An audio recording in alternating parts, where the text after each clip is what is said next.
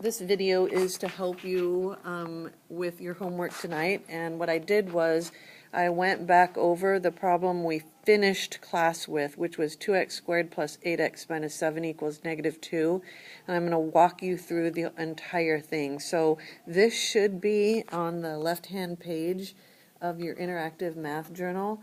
We did some notes, and then we did x squared minus 2x minus 15 equals 0 on the right-hand side. And then we did, on the left-hand side, x squared plus 2x equals 35. And we solved that and wrote it in vertex form. And so this was the second problem we were doing that should be on the left-hand side of your interactive math journal. So the first thing I did was I moved this -2 over here because I want to divide everything by the a term. So if you add 2 here, you get 0, and if you add 2 to -7, you get -5. Now my next thing is I'm going to divide everything through by 2. That's going to give me x squared plus 4x minus 5 over 2, and I'm just going to leave it as 5 over 2.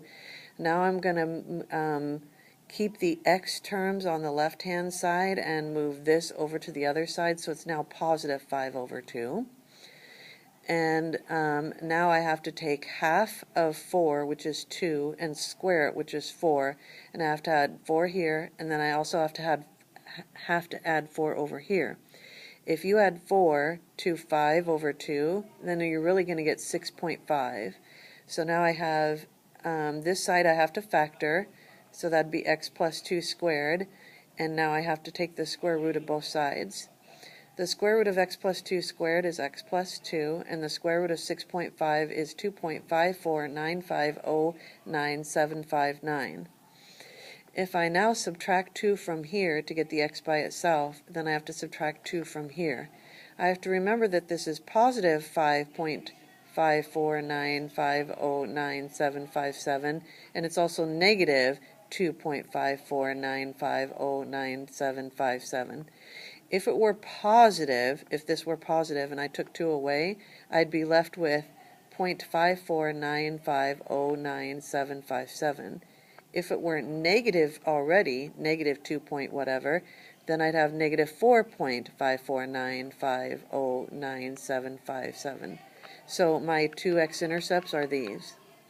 Now I need to back up for a minute and I need to put it in vertex form, and one of the big reasons I'm making this video is because I totally forgot to remind you that when you put it back in vertex form, you're going to want to multiply through by 2 because you divided everything through by 2.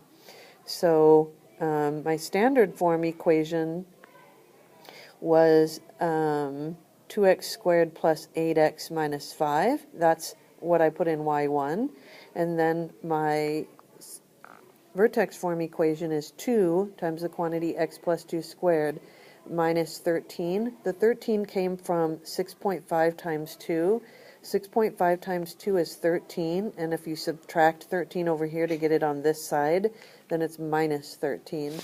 Now I just want to show you that on the calculator that when you type in those two equations, it does show the exact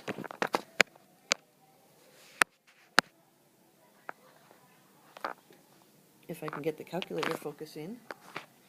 There we go. So here's the two equations that I typed in.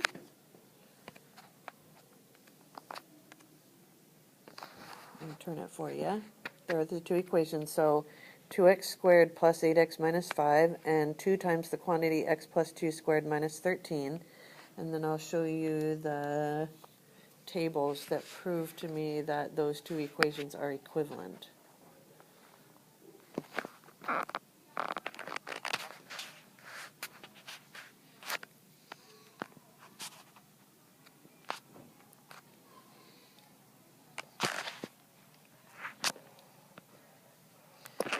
So you can see that at 0, both the y values are -5. At 1, both the y values are 5. At 2, they're both 19. So I know that these are two equivalent expressions, one in standard form and one in vertex form. The only other thing I have to do is I have to write what the vertex is. My vertex would be -2, -13. And now I finished with that. Now I'm only saying this on the video because I want you to use Edmodo. So I'm just going to tell you that you only have to do the first two problems on the last slide of the class notes. You do not need to do the other two. And the reason I made that decision is that it took me so long just to get through all of this work, and then to remember that I had to multiply everything back through by 2 in the vertex form, that I just thought I'm not trying to give you a ton of homework. So 2 problems, just the first 2, would be just fine. So those 2 problems would be the one that was 8x equals 4x squared minus 1, and then the other problem would have been 2x squared minus 4x plus 5 equals 6. Those are the only 2 problems you have to do. Have a good night, you guys. Bye-bye.